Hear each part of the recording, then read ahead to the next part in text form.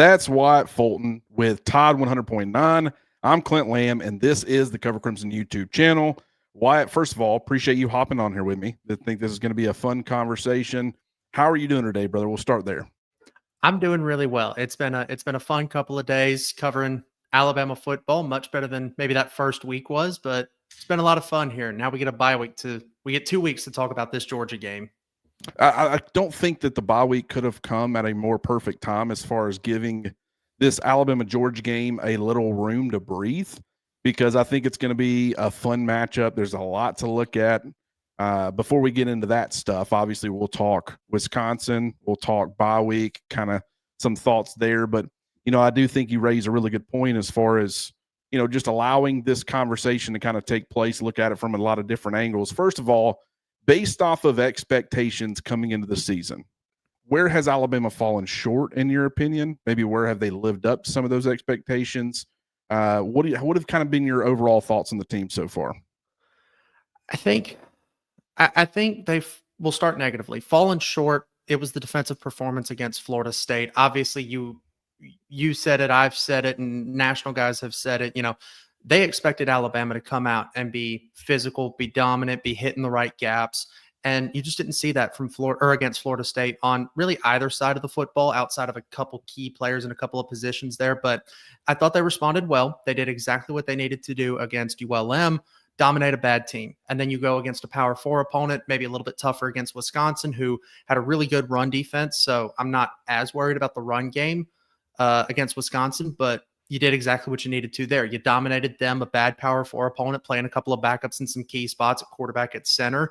And now you get fully healthy. You'll get Jam Miller back. You'll get Tim Keenan back. You expect LT Overton to be healthy by the time the Georgia game rolls around as well. And so getting a couple of weeks to heal up, prepare for this Georgia matchup, I think are absolutely crucial for this team. Where I think they've lived up to or maybe even exceeded a little bit of expectations is that wide receiver room, right? We talked about it. They've been incredibly hyped up coming into the season. I thought Isaiah Horton put some good things out there against Wisconsin. I thought Jeremy Bernard, he's emerged into the wide receiver one conversation for the NFL draft, not just in Tuscaloosa, but for the NFL draft. So I think he's done a really, really good job. And then Ryan Williams was Ryan Williams against Wisconsin. You'd like to see him catch that one ball that Ty couldn't have done any better if he had, embedded the thing into his face mask on the throw.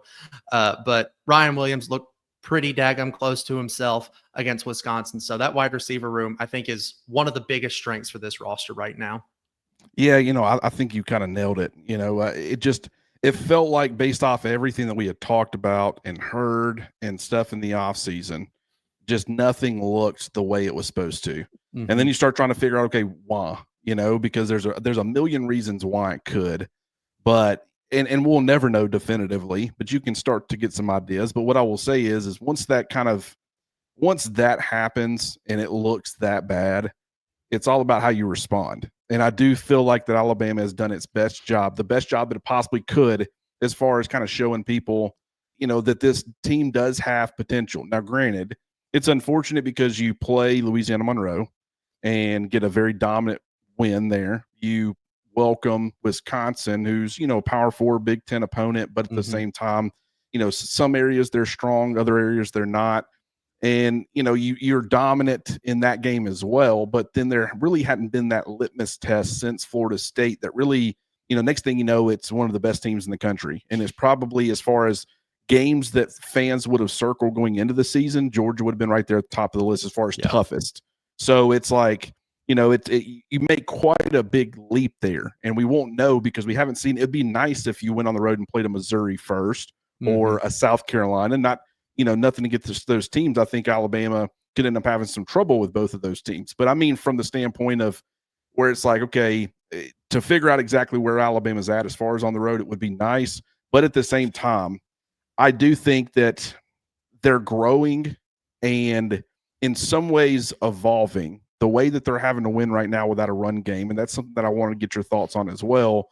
But I do think that it's made for it's pretty, like the short, quick passing game has kind of become an extension of the run game in some ways.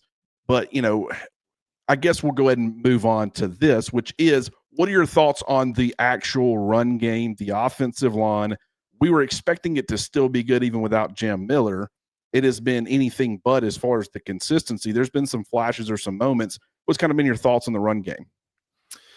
Alabama did not need the run game to beat ULM or Wisconsin. And so I see why Ryan Grubb may have gone away from that, especially when, Jeremy Bernard is turning into what he is. And then Ryan Williams and Jeremy Bernard had really big days against Wisconsin. So, I mean, a good offensive coordinator is going to lean on what's working. And for Alabama, since Florida State, it's been Ty Simpson's arm. So you lean on that arm a little bit there.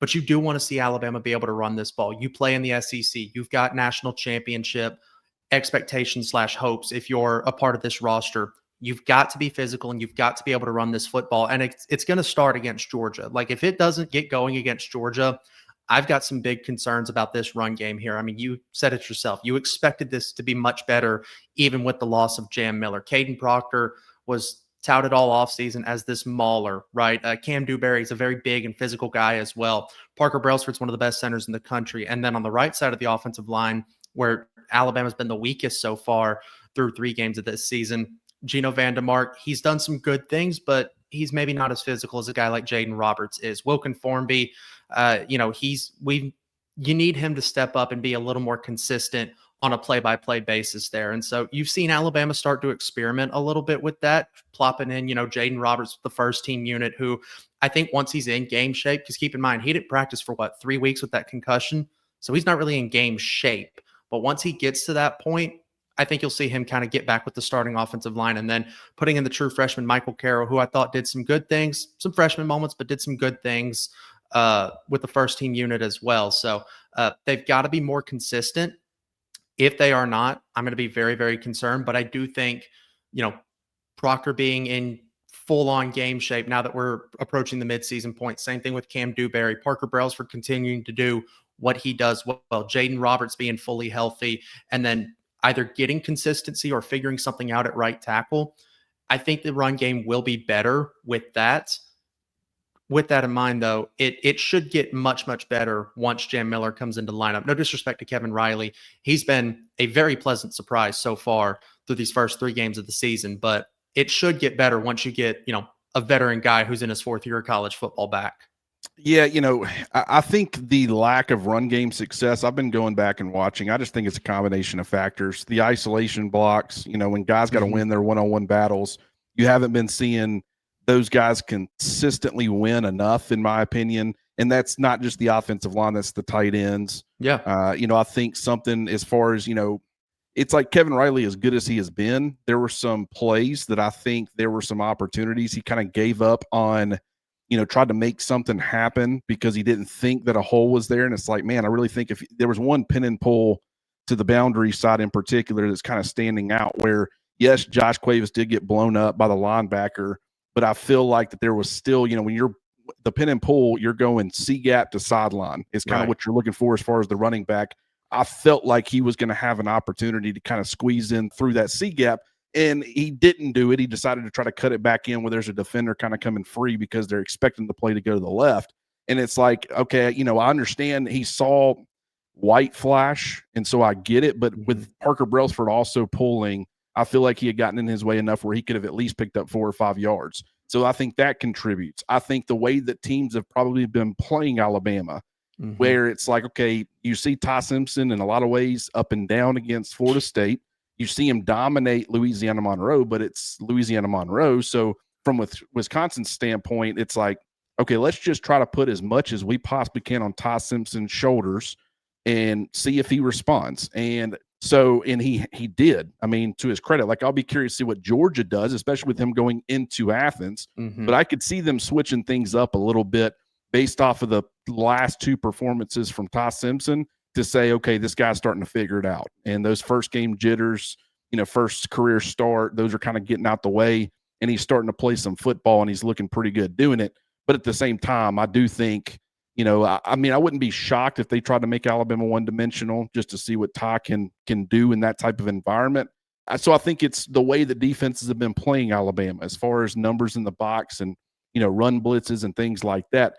But at the same time, it's just, you've got to be able to get more out of your run game. And it wasn't just the Wisconsin game. It's been the entire season. So at some point, the excuses got to stop, and you got to say something we're doing is not working. Hopefully Jan Miller helps that. Hopefully Jaden Roberts, when he gets back into the lineup, if that ends up happening, if Michael Carroll ends up taking over kind of with the way he plays, maybe that's something that can help. But that is something that Alabama's definitely got to work on, because while I do think it's surprising how much success they've had offensively, despite the fact they haven't had a consistent run game. But at some point, like you said, they're going to run into a buzzsaw somewhere, and you've got to be able to counterpunch when they're doing a really good job of taking away what you've kind of built as far as your passing game. As far as you're talking about the wide receivers and kind of how they have lived up to expectations. And it's like, I mean, with Ron Williams having the 3 drops in the opener, obviously a lot of disappointment, but you can at least point to Rico Scott did some good things. Jeremy Bernard was phenomenal in that game. There has been at least one receiver in pretty much every game that has stepped up and been a bona fide playmaker, a dude that you could rely on. And then, of course, in other games, it's been more than just one guy. I'm saying a bare minimum one. Yeah. Just as far as from a defensive standpoint, opposing defenses, that's when you've got this kind of variety of playmakers, this is a deep and interesting group of wide receivers. It's going to be really tough to defend. Wouldn't you agree? Absolutely. I mean, Ryan Williams was being heralded as one of the best receivers in college football last season, and then he showed you why he's got kind of that label attached to him against Wisconsin. And I mean, he made 2 defenders look just utterly ridiculous on the first touchdown there against. Or it was either his first or second touchdown there against Wisconsin there, where he juked on the sideline and made everybody look stupid. And then Jeremy Bernard was doing incredible things against Florida State. Finding soft spots in coverages is a big thing that I think Jeremy Bernard does very, very well. And then in addition to him, Lazier Brooks has emerged a little bit as a weapon out of the slot. Isaiah Horton has emerged as kind of a big body threat for Alabama there. And then that's not mentioning a guy like Jalen Hale, who 2 years ago, his freshman season, everybody thought he was the next guy at wide receiver for Alabama. That's not counting, a big receiver he's a little younger, but maybe a Derek Meadows type guy. And then if opposing defenses are somehow able to figure out how to stop this multifaceted passing offense that Alabama's got with the receiving unit, you've still seen some really good things out of guys like Josh Cuevas, who I think has done a good job of making some guys miss at his size. Caleb Edwards has been playing meaningful snaps for this football team, not getting targets necessarily, but he's playing meaningful snaps right now. And so I think you see Alabama kind of working in maybe some younger guys who have got a lot of talent. Maybe it's not as refined as a guy like Jeremy Bernard is, but they've got the talent to be significant contributors on this team. Yeah, I mean, that's pretty much how I view it. I mean, it's like you look at it from a defensive perspective. It's like, okay, how do we stop all of these various weapons? And I thought that Alabama would have a complementary run game to go with that, and maybe that ends up coming at some point. I think it probably needs to if they want to go as far as they're capable of going. But it's like, I mean, just looking at the passing attack and just everything that you've got to try to stop as far as giving guys extra attention. You've got so many players. That's what made the ride out so dangerous, is that you're over here. All of these individual pieces deserved way more attention than they were getting, but you can only do that with so many guys, really one. I mean, even when you start putting in a second, then it becomes a much bigger problem if you've got guys with even a pulse at the other spots. And yet you've got first round talents and second round talents with like Irv Smith Jr., who was making a ton of plays at tight end and being kind of a volume guy there. And then, of course, and I do think that hopefully the run game does continue to evolve with all these, because Danny Lewis is another one that we probably don't talk about enough. Caleb Edwards is as good as he's going to be. He's a true freshman. Yeah. He is very inconsistent. I still think he's trying to figure some things out, but he's also done some really good things. You can see the upside. There's no doubt. I mean, Alabama has a lot of options at tight end, and yet this is the guy that they keep turning to pretty much from the jump with Danny Lewis out. That, I mean, deserves to be talked about and mentioned. He's going to be really, really good in due time, but he's also still he's only played 3 games in his career. So, if you had a guy like Danny Lewis, who he has not played a ton, but he's spent time in the system. He's always been known as kind of being a good blocker.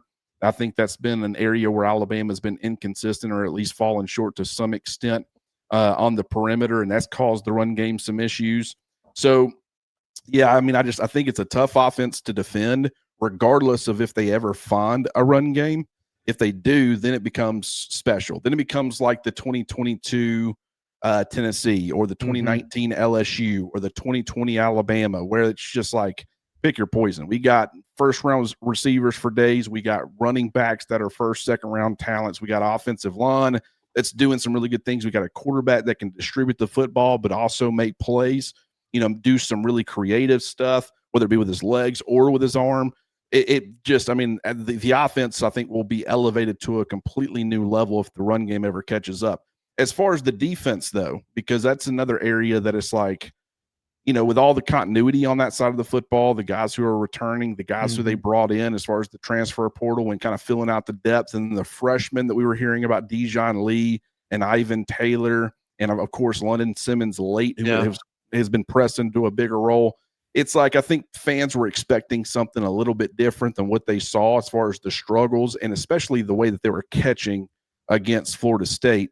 But since then, it's like you could tell whether it's been through the media or fans or coaches, they've been challenged by just about everybody. They've responded to those challenges pretty well. How are you feeling about the defense? Because Georgia's offense, especially with Gunnar Stockton being a mobile threat that he is, and we'll get into that here in just a minute. I mean, this is a pretty tough Georgia offense. So while you don't have to deal with the crowd noise and stuff like the offense will in Athens, it's still going to be a really tough test for Kane Womack and company. It absolutely is. And for Alabama, it's been this way under Nick Saban. It's been this way for years here in Tuscaloosa. Defensively, it's going to start up front. I mean, you're looking for guys like LT Overton, Tim Keenan when he's fully healthy, Quay Russaw, guys who are now veterans on this defensive front, guys who have played a lot of football. You're looking at them to step up in the front four. Now, London Simmons, he's made some flashes. He's also been put in a couple of freshman spots, but he's made some big flashes that I was not anticipating him to make this upcoming season. I think he's been a pleasant surprise for a lot of people when you saw Tim Keenan go down and then Jordan Renaud also go down here earlier in the season there. So, but a guy like James Smith, right, who has played meaningful football, but at the same time is still kind of young. He's getting his first couple of starts here this season. So it starts with those guys, right? And then the second level, you've got to have Deontay Lawson play to his full potential. You've got to have Justin Jefferson. I mean, we were hearing that, Jefferson's this hard-hitting, heavy-hitting guy, and he's going to make opposing offenses afraid. You didn't really see that in week one. I thought you didn't really see it in week two. I thought he played probably his best game of the season against Wisconsin. But you still got to see them take those progressions and make those steps and do what they need to do in order to have success. And against a team like Georgia, you're going to get challenged physically. You're going to get challenged up front. That Georgia offensive line has looked better than I expected it to, losing their 3 interior guys to the NFL draft last season. And you saw it against Tennessee, right? They were consistent. They got down big early. Tennessee kind of cooled off after the hot passing attack started the game, and Georgia's consistency just kept them in that ball game, kept them in it. And then it inevitably ended up what won Georgia the game, because you get to overtime. That Tennessee defensive line is exhausted. Georgia runs that running back out to the left side. And to me, it looked like the play where against Oklahoma in the Rose Bowl, they walk it off and are heading to Atlanta for the national championship game. It looked very reminiscent of that, where in that game as well, Georgia just wore them down, was able to out-physical them. And by the time you get to the fourth quarter in overtime, Georgia is clearly the more physically imposing team. So if you're Alabama, you've got to be ready to be challenged physically up front, and you've got to be able to respond to that challenge as well. Yeah, one of the things that I think is a pretty key difference right now, and we'll end up seeing how much it actually ends up playing a part in the outcome of this game. But and granted, we're just hitting some preliminary Georgia talk here. It's not like we're diving into the weeds too much, but something that when you look at Gunnar Stockton, this isn't the same as his experience. The fact that he's now played Tennessee, he's played Texas, he's played in the college football playoff. Like, he has played in the SEC championship and the college football playoff in a very hostile environment in Knoxville. This guy's pretty battle tested. Still doesn't have a ton of experience as far as starting experience. I guess 5 games, maybe 5 or 6. So, I mean, a decent amount, but nothing crazy. But the difference between him and Ty is that he has seen a lot of tough football being played. And going into the Florida State game, I don't know how seriously or not seriously Alabama was taking Florida State coming off a 2-10 season in 2024. But it's like that ended up obviously being something where Ty Simpson was battle tested in that game, and that should help him on that front. But I think Gunnar Stockton leading his team to victories and having success, being a part of that, I think that gives him more valuable experience over Ty Simpson, which could end up playing a factor in this game. Not saying that it will, but that is something that you at least got to pay attention to, because we do know now. One of the things that I'm hoping from Alabama's perspective is the way that Gunnar Stockton wins as a runner. The fact that he does add that +1 in the run game, and that has actually caused Alabama a lot of trouble defensively. He's not Tommy Castellanos. Like, there were times where Castellanos was beating Justin Jefferson to the sidelines, and that's just Gunnar Stockton's a more physical runner. He's going to be tough, and he's more of the Ty Simpson. He's more of the Joe Burrow, that style of player where it's like a lot of people just for whatever reason they underestimate his legs, and it creates a lot of opportunities. Also, you're trying to deal with a lot of other stuff that's going on with Georgia's offense because they got a lot of playmakers. But I'm hoping that if Alabama keeps its physical edge that it played with in the last 2 weeks. Now, don't get me wrong. Georgia's going to come out there and they're going to hit you in the mouth on a completely different level than Louisiana Monroe or Wisconsin. So I don't want anybody getting that confused and thinking that it's going to be like anything remotely the same. One of the other things that Kane Womack said in an interview yesterday was he brought up how well Georgia responded to adversity, against Tennessee, and the fact that they got down multiple scores in a very hostile environment, figure out a way to come back and win. He hadn't felt like Alabama has done a great job really since they've got there of handling adversity well. So that is another element that could end up playing a part in this game. And I know that this seems really, this sounds negative, and fans are probably like, well, this doesn't all sound very good. I don't feel good about this game. I'm being straight with everybody. I'm telling you, so these are some of the issues that Alabama could be facing. It's a long time before next Saturday, and we'll be covering a lot of reasons why Alabama can win too. But those are two to me, Wyatt, that I just feel like probably we need to be talking about a lot when it comes to these are things that Alabama probably obstacles that they probably are going to need to overcome if they want to go into Athens and come out with a win.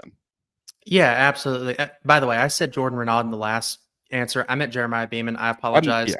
As far as I know, nothing's wrong with Jordan. So let's. Well, for a second, I was like, okay, did I miss something? And then I realized because you were talking about the interior guys. So I was like, oh yeah. I know you're talking about Renaud, but I didn't want to. I didn't want people to panic on that one there. No. So, but yes, those are things Alabama's going to have to deal with. Obviously, like you said, Gunnar Stockton being as mobile as he is, like you said, getting that +1 in the run game, it's going to put extra pressure on the front four defensively. It's going to put more pressure on Deontay Lawson, Justin Jefferson, Nakai Hill-Green, if he does play in this game here, just because he's not worked his way into the lineup maybe as much as people have expected here early this season. But that's a lot of pressure that they're going to have to deal with. Again, in that hostile environment, they're not going to deal with the crowd noise, but that Sanford Stadium can get rowdy if you're not careful. And so looking at Georgia in that perspective, there's going to be a lot of pressure and a lot of adversity put on this Alabama defense. And you said it, Kane Womack said it, Bama struggled on the road dealing with adversity here under Kalen DeBoer. They got punched in the mouth against Vanderbilt and couldn't quite respond. They get punched in the mouth against Tennessee in the second half, didn't quite respond the way you wanted to. The Oklahoma game was just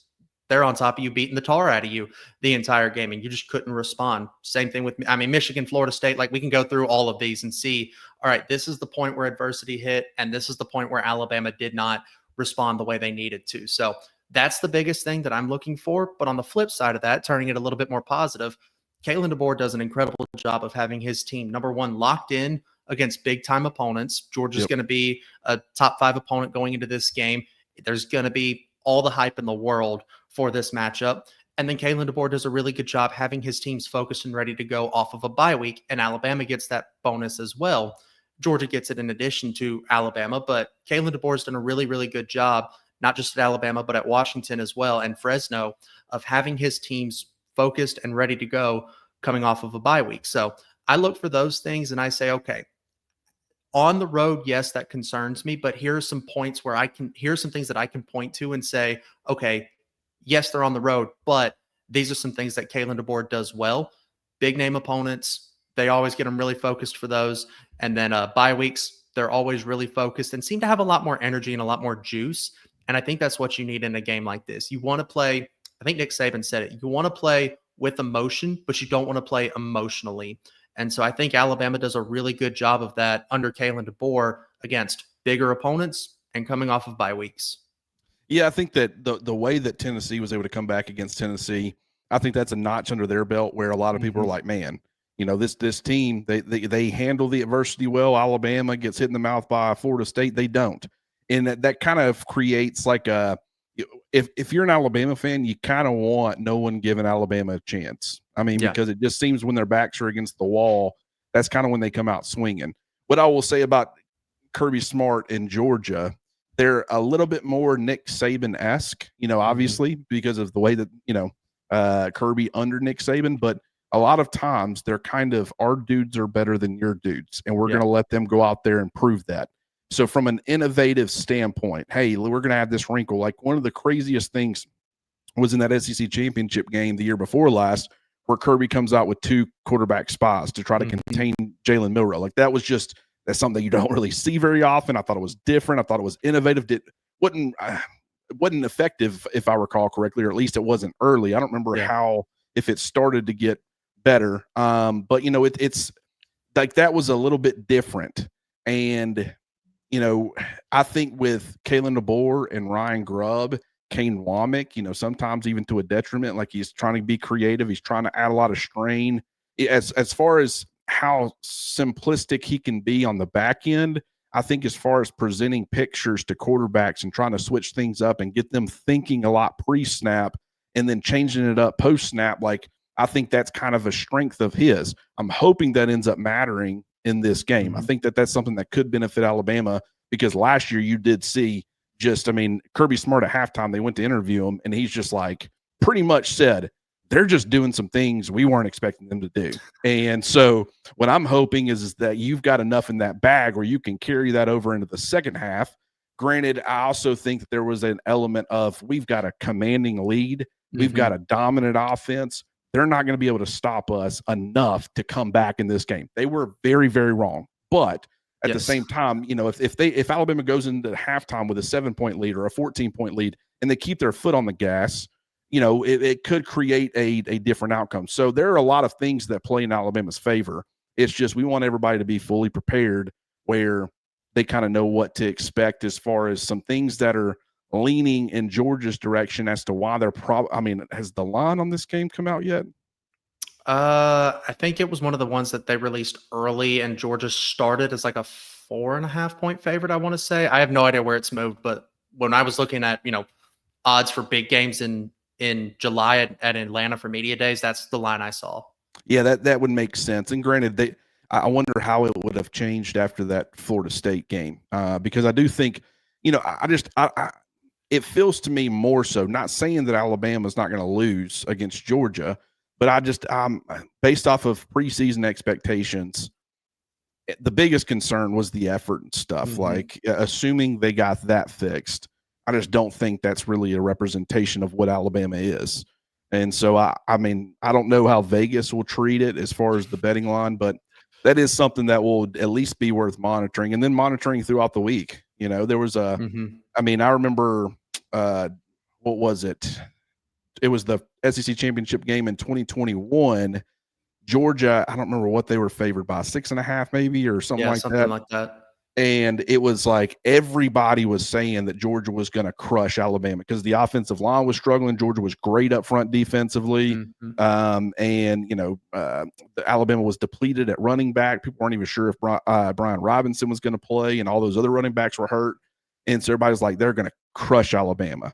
And yet you were looking at the line, and it wasn't moving. And all of this money was coming in on the Georgia side, and yet Vegas was holding steady. When you see that, that typically means Vegas knows something that you don't. And Vegas, of course, anytime I've ever seen that Vegas has ended up being right. So that's why I always try to pay attention to how things kind of, if they're changing just regularly, you normally don't bring it up. But if it's one of those games where Everybody, the narratives are sending everybody in one direction. All of the money's going in one direction, and Vegas is holding strong. We certainly try to bring it up on this show because that matters. It always matters. So, you know, are there any final thoughts that you have for Alabama? Maybe expectations, things you're hoping that they get fixed over the bye week? Anything you want to add before we close it out here? I do want to say that, you know, the effort that you saw against Florida State, everybody, you, me, everybody that I talked to was just dumbfounded by what they saw against Florida State. I mean, you can go on any show and listen to whatever you want to listen to. Nobody was expecting that performance. And over the last 2 weeks, you've seen Alabama take those steps in the right direction. Bray Hubbard was, I thought, one of the biggest offenders in that Florida State game. You go watch his game against Wisconsin, and NFL draft scouts are using the words, he played like a maniac against Wisconsin. And so that's what you want to see, that effort, that intensity level. You know, Alabama fans aren't going to be happy with this, but I'm okay if you lose at 100%. Don't go out there and, you know, play with half effort, right? Don't go do that and then go lose a ball game, because then I'm going to be ticked off at you, right? But if you're playing at 100% and they just flat out scheme you or something like that, then okay, still frustrated, but at least there was 100% effort. And that's what you want to see from this Alabama team, because this is a team that's talented enough that if they play at 100% effort, they can walk into Athens and win. They can walk into Columbia, South Carolina and win. They can beat LSU at home the first weekend in November, and then they can go on and achieve the things they hope to achieve, which is SEC championship, college football playoff, and try to compete for a national championship. But I will say, you've seen them take the right steps, but now as you get into predicting games and rolling through the season, that Florida State performance is going to sit in the back of your mind, and you're going to say, is there a chance we get that again? And that's going to create a lot of doubt. Through 2 weeks, we've seen Alabama do what they need to do. If they continue this trend, I think you can start to kind of push that Florida State game to the back of your mind. Yeah, I think even if Alabama plays this game close, because I'm not going to get – this is going into Athens, and this is playing a top 5 Georgia team. So even if Alabama had completely destroyed Florida State and they were undefeated, a lot of people were saying before the season even started, when everybody thought Alabama was going to be really good, they're probably going to lose to Georgia, just because going on the road and winning in the SEC is hard no matter who you play. And you're playing Georgia, who's going to be one of the best teams in the country, with playing with a chip on their shoulder and, you know, trying to get some payback for last year and a bunch of other years. Yeah. So it's like, you know, as long as they are competitive, you don't want to see Alabama drop to 2-2. Like, that is not something 500, you know, exiting September. That's not going to happen. Fans aren't going to be happy about that. And you eliminate your mulligans, and you still got October and November to go play football. But at the same time, I do feel like that Alabama's in a place where if they can go and be competitive and show that they can hang in these types of environments and play hard and have a good game plan, you know, I definitely think that while fans will overreact to a loss, I still will be encouraged about what Alabama can be moving forward, because you've kind of knocked out by far the biggest opponent that you were going to have on the schedule. You still got to go to Auburn. You still got to go to South Carolina and Missouri, and you still got to play LSU and Tennessee. So you have no wiggle room, or very little, very, very little. You got to hope a lot of bad things happen to other teams if you drop another one. But, you know, it's like, okay, at least they're moving in the right direction. So appreciate you hopping on here with me, Wyatt. This has been fantastic. We definitely need to do this again. Hope everybody who tuned in enjoyed it, and we will talk to you guys soon. I may not suit up on Saturdays anymore, but I'm still in the game. Let's roll. In here, I call the plays, make adjustments, and lay it on the line. Want to feel that fire, that rush? Then you've got to get in the game. I used to say it in the tunnel, and I still say it now. Let's roll.